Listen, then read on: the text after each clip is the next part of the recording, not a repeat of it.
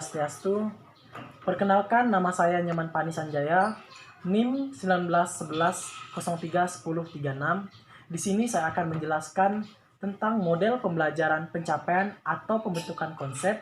Dalam bahasa Inggrisnya disebut dengan Concept Attainment. Dosen pengampu Ibu Putu Ida Arsani, MPD, sebagai dosen mata kuliah model pembelajaran di SD. Jurusan Dharma Acarya, Prodi Pendidikan Guru Sekolah Dasar di STAH Puputuran Singaraja. Dalam materi ini, saya akan menjelaskan beberapa konsep pembahasan. Yang pertama, yaitu pengertian model pembelajaran pencapaian konsep.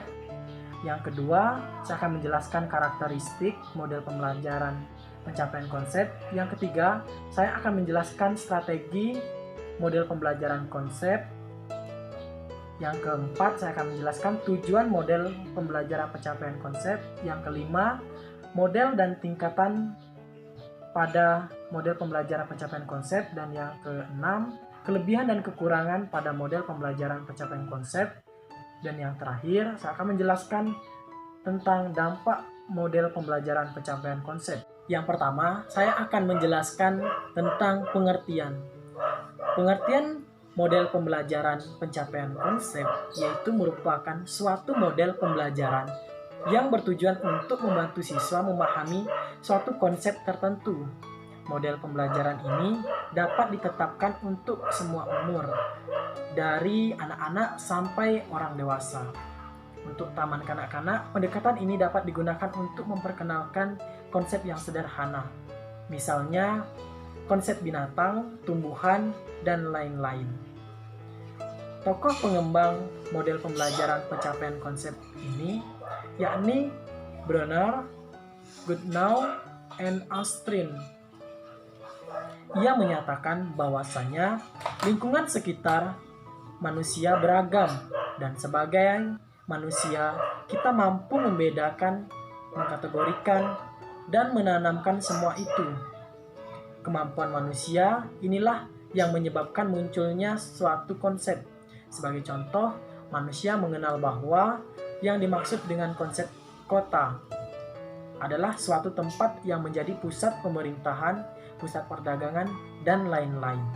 Yang kedua, yaitu karakteristik. Pada model pembelajaran pencapaian konsep, ada 4 prinsip ataupun karakteristiknya. Yang pertama, model pembelajaran pencapaian konsep memiliki 3 fase kegiatan, yaitu fase pertama, fase kedua, dan fase ketiga. Yang kedua, sistem sosial model pembelajaran ini melakukan pengendalian terhadap aktivitas siswa, tetapi dapat dikembangkan menjadi kegiatan analogi bebas dalam fase itu.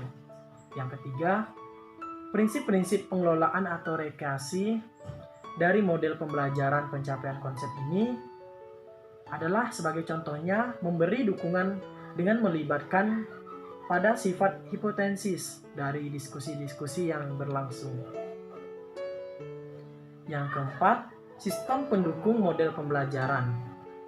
Pada pencapaian konsep ialah sarana pendukung yang diperlukan dapat berbentuk gambar, foto, diagram, slide, tab, LKS, dan data yang terpilih dan terorganisasikan dalam bentuk unit-unit yang berfungsi memberikan contoh maupun non-contoh tersebut.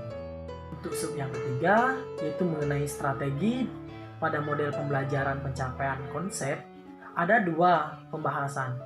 Yang pertama, setelah sesuatu konsep diperoleh, kita dapat meminta mereka menceritakan pemikirannya agar terlatih terus berlangsung, misalnya dengan menggambaran gagasan yang mereka munculkan, sifat apa yang mereka fokuskan, dan memodifikasi apa yang mereka buat.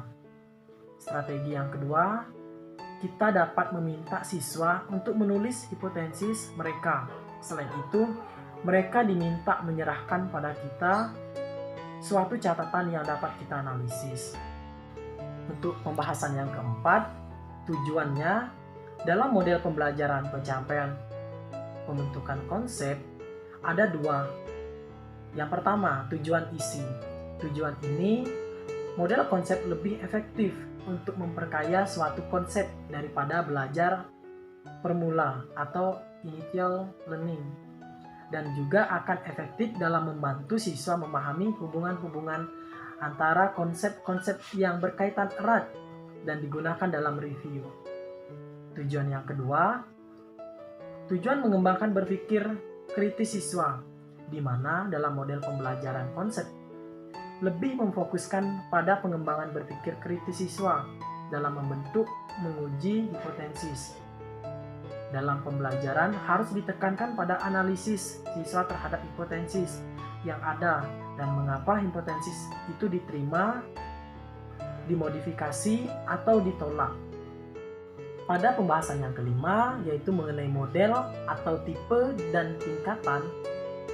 Untuk tipe ataupun modelnya, kita akan menjelaskan ada 3 dalam model pembelajaran pencapaian atau pembentukan konsep. Yang pertama, model memperoleh konsep berorientasi menerima. Yang kedua, model materi tidak terorganisasi. Yang ketiga, model memperoleh konsep berorientasi seleksi. Sedangkan untuk pada tingkatannya, dalam model pembelajaran pencapaian konsep, ada 4 yang dibahas. Yang pertama, tingkat konkret, di mana pencapaian tingkat ini ditandai dengan adanya pengenalan anak terhadap suatu benda yang pernah ia kenal.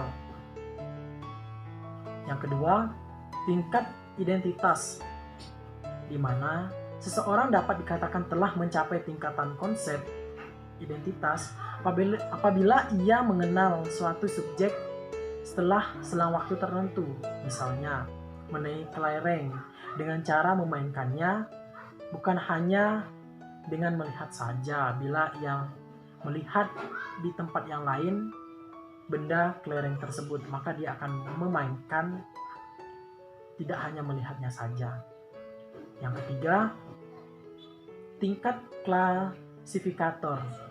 Pada tingkat ini, anak sudah mampu mengenal persamaan dari contoh yang berbeda tetapi dari kelas yang sama. Misalnya, anak sudah mampu membedakan antara mangga yang sudah matang dengan mangga yang masih mentah. Dan yang terakhir, tingkat formal, di mana pada tingkat ini anak sudah mampu membatasi suatu konsep dengan konsep lain, membedakannya, menentukan ciri-ciri, memberi nama atribut yang membatasinya, bahkan sampai mengevaluasi atau memberi contoh secara verbal. Untuk pembahasan yang ke-6, yaitu mengenai kelebihan dan kekurangan model pembelajaran pencapaian atau pembentukan konsep. Pertama-tama kita akan menjelaskan kelebihannya terlebih dahulu. Kelebihan pada model pembelajaran pencapaian atau pembentukan konsep ada 3 poin penting. Yang pertama, guru langsung memberikan presentasi informasi-informasi yang akan memberikan ilustrasi tentang topik yang akan dipelajari oleh siswa, yang sehingga siswa mempunyai parameter pencapaian tujuan pembelajaran yang tinggi. Yang kedua, meningkatkan pemahaman konsep pengetahuan siswa yang semakin luas. Yang ketiga, melatih konsep siswa menghubungkan pada kerangka yang ada, yang menghasilkan pemahaman materi yang lebih mendalam. Untuk kekurangan pada model pembelajaran pencapaian pembentukan konsep, ada 2 poinnya. Yang pertama, siswa yang memiliki kemampuan pemahaman yang rendah akan sulit untuk mengikuti pembelajaran karena siswa yang diarahkan untuk menyelesaikan masalah-masalah yang diajukan. Poin kedua, tingkat keberhasilan pembelajaran ditentukan oleh penyajian data yang disajikan oleh guru, sehingga siswa tidak aktif dalam mencari materi yang akan diajarkan.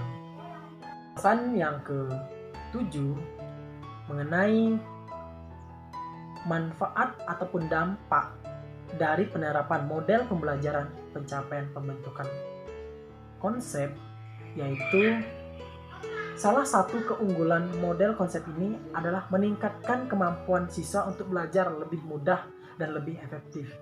Bahkan dikatakan dari hasil kajian, keberlakuan model memperoleh konsep diperoleh petunjuk yang meyakinkan secara akademis dan praktis. bahwa model memperoleh konsep dapat digunakan untuk sasaran belajar dari berbagai usia. Saja dari pembahasan saya mengenai model pembelajaran pencapaian atau pembentukan konsep, saya tutup dengan Prama Santi. Om Santi Santi Santi Om.